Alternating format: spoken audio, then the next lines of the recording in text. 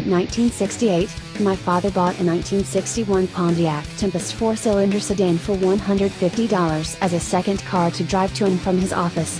The car served its purpose for another 18 months or so, counting Dad's daily commute of no more than 15 miles each way, plus the usual local weekend errands. The heater didn't work very well for those two Metro Milwaukee winters, and you could see the pavement go by in first and third gears, because the rubber boot was torn, and there was that transaxle wood rope drive. We didn't even take the Tempest as far as the 60-some mile rides to the Illinois border to buy margarine. It was outlawed in Wisconsin grocery stores. The commuter Tempest represented pre-international range anxiety not unheard of among cheap used cars back then. Which is why I can't help thinking of that car when I think about modern electric vehicles. BEVs are perfect commuter cars for metro areas of a certain size, where sitting in heavy traffic in a Corvette or a Porsche 911 seems such a waste, not to mention the emissions.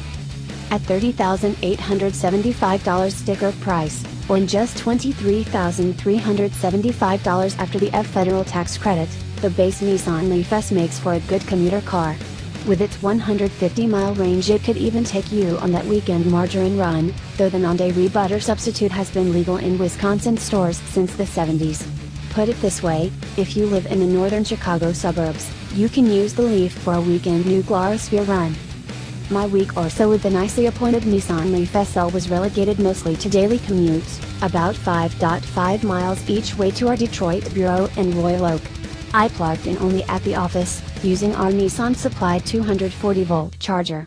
Shut off the ignition after a drive and the dash display tells you what time a full charge will be ready after a plug-in. Full charges seldom seem to get you to the official range estimates, especially in colder weather, though in the case of the Nissan Leaf SL, it was only as low as 146 miles charging in temperatures from the low 30s to low 40s, and got as high as 161 miles in winter. Took a break for a few days in April. With the second-generation Leaf, Nissan has discovered regenerative braking. Pull a switch on the center console, and driving around town becomes mostly a one-pedal operation. In regular stop-and-go driving, the Mark II Nissan Leaf is smooth and, of course, quiet, making for a serene commute. Immediate torque makes it easy to squirt into traffic. The interior is comfortable and nicely upscale, with handsome suede-like trim, heated front seats and an 8-way power driver's seat with power lumbar support. Nissan's ProPilot Assist essentially combines adaptive cruise control with an aggressive lane-keeping assist and full emergency braking. It's the equivalent of what you can get in some premium brands, though it's not as advanced as Cadillac's Super Cruise.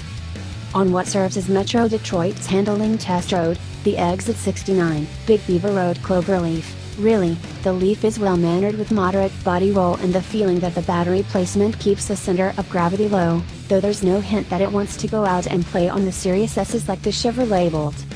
Over the course of a week, its full charge maxed out first at 146 miles. 4 short of the published range as temperatures refused to break out of the 30s, but later in the week, when temps nudged 50 Fahrenheit, a full charge netted an indicated 161-mile range. On longer drives, the range depletion beat the odometer by a few miles, which is common in BEVs as a car's computer gets used to one's driving style.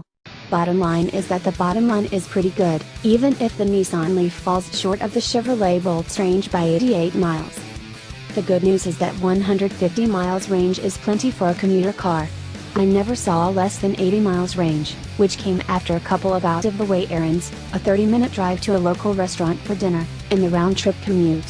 That sort of remaining range feels a lot better than what you get from a Mark II Leaf, or say a Mini EV, which would start out with 80 or 90 miles, fully charged.